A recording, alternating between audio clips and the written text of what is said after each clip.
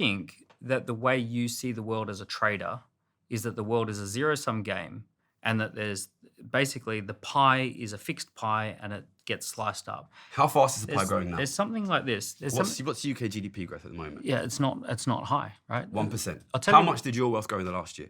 Exponentially. Okay, so if my wealth probably grew about 20% in the last Yeah. year, maybe 30, okay? If our wealth are growing 30% and the economy is growing at 1%, where's it coming from if it's not coming from our viewers? So I'll tell you where my wealth comes from.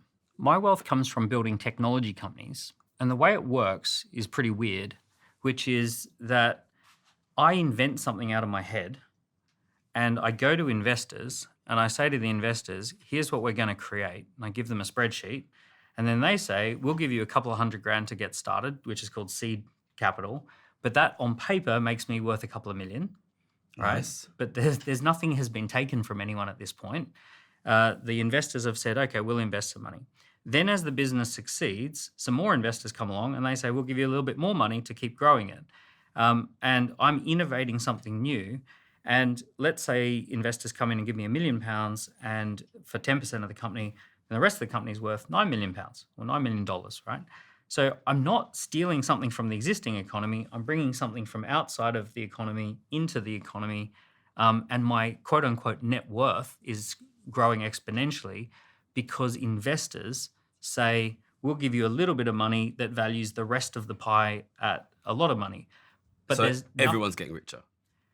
in the wealth there's wealth extraction, which is what traders do. They extract from the existing economy, and they bet on the economy. And then there's wealth creation, which what entrepreneurs do. They come up with new ideas, better ways of doing things, and they build wealth. So do you think the reason our viewers, the average Brit or American, are getting poorer is because they don't know how to create wealth? No, the reason people are getting poorer is because economic freedoms are being eroded. Okay. When we have high economic And you associate that freedom, with taxes? well, anything that it could be anything that impacts economic freedom. So taxes and regulations are big. Was economic freedom higher in the 50s? 50s was okay. So 50s was a interesting time. We were in food rations in this country till 1956. So we had 10 years of food rations after the war. We had a labour shortage because only really men worked. Women hadn't entered the workforce in mass. There had been 300,000 or 400,000 men killed in war. So we actually had this big labour shortage. The whole country needed to rebuild because of the Blitz had bombed it. So we had this huge need for economic activity and not enough people to do it. We only had 2% unemployment. People who had had their legs blown off were put to work at that particular time. So we had this boom, this post-war boom, and we also had the post-war baby boom, which drove consumption. And then when we got to the 60s, we had the roaring 60s or the swinging 60s, right? Pretty amazing time in Britain. And along comes high taxes. And they put up the taxes massively at the end of the 60s, and it pretty much crashed the economy. One of the things that happened... So what were the tax rates in the 50s? Well, they went up as high as 80 to 90% for the top, In the 50s? for the top earners. In the I think it was in the 60s.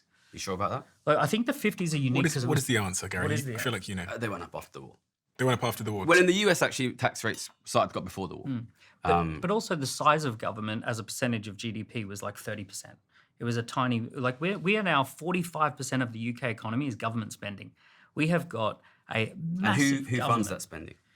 debt. The Bank of England allows them to print endless amounts of debt, which Just debt? deflates. No taxes? Gary, I want to get your opinion here because Yeah. you're asking a lot of questions, but I actually don't know your opinion. I just want to know what Daniel thinks. And I want our viewers to be able to research Daniel's opinions. But how do you disagree with those opinions?